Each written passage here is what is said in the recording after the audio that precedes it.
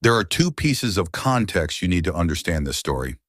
I've had severe insomnia since I was a kid, and growing up I was consistently awake until the early morning. The second floor of my house at the time was one room. My bed was in a corner, separated from the rest of the room by bookshelves and a wardrobe, but they didn't reach the ceiling and there was no door, so I could see and hear anything happening on the second floor.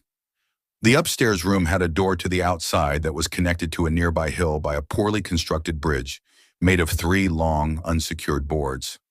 The door had bells tied to it because when I did sleep, I would sleepwalk. This happened when I was around 11. I lived in a very rural area in the house I described.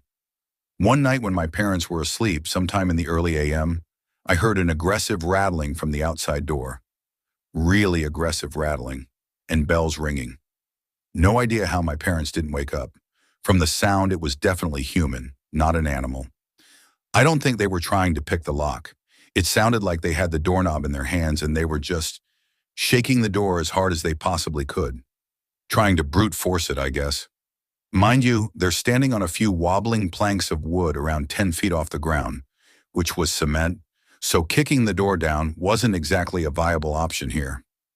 They shook the door for several minutes, then took a pause before trying again. They did this repeatedly. As soon as I'd begin thinking they'd left, the rattling would start again. They couldn't get in because the upstairs door was always locked, due to it being unsafe and all, but the downstairs door to the house was always unlocked. We lived a considerable drive from the nearest house, and the road was barely usable anyway, so we just didn't think we needed to lock it, ironically. All this person had to do was try the front door. It happened a second time several weeks later. The exact same pattern: shake the doorknob, stop, shake again. They still didn't try the front door.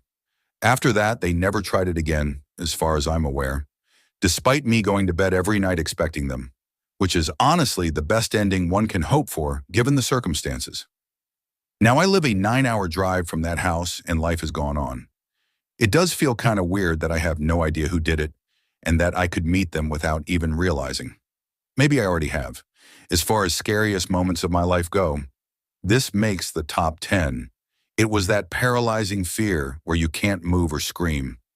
I couldn't alert my parents, I couldn't do anything. If they'd gotten inside, I probably wouldn't even run.